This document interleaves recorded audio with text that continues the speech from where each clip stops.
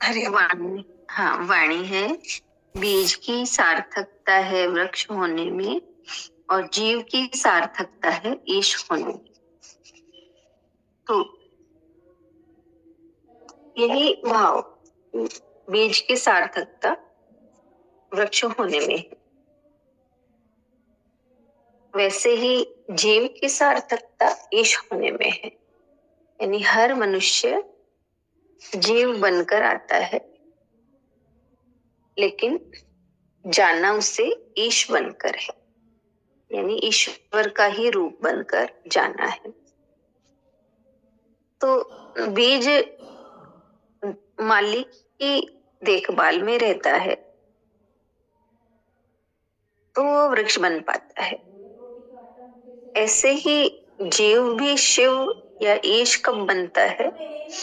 जब वो एक इष्ट का आधार पाता है।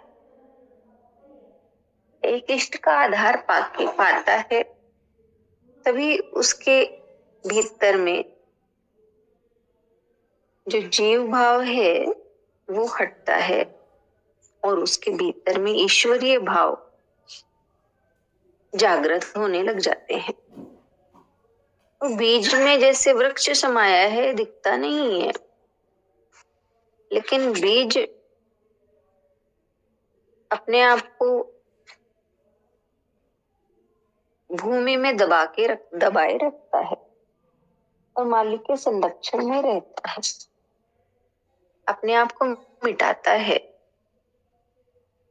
तो उसके भीतर में जो वृक्ष छिपा है वो प्रकट हो जाता है। ऐसे ही जीव का भी है। जो जीव मिटने को तैयार, वो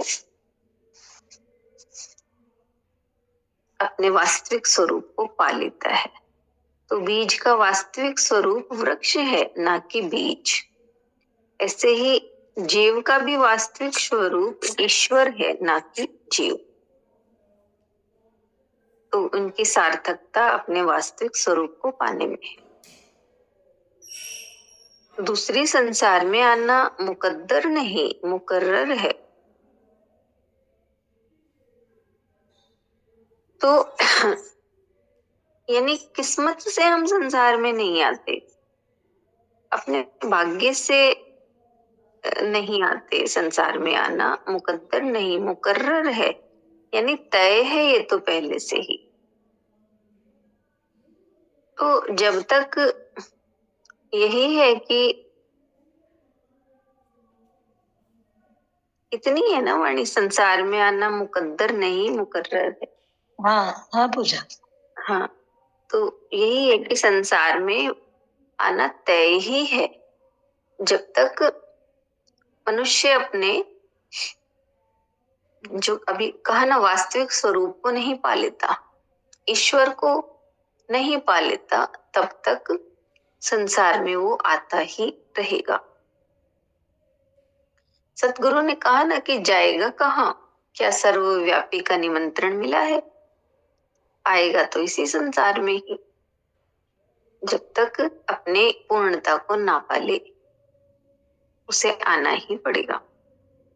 इसलिए संसार में कोई आ रहा है तो मुकद्दर नहीं है, यानी उसके ऐसा नहीं है कि संयोगवश या भाग्यवश वो आ गया। ये तो मुकर्रर है, ये तो तय ही है। हरिओम।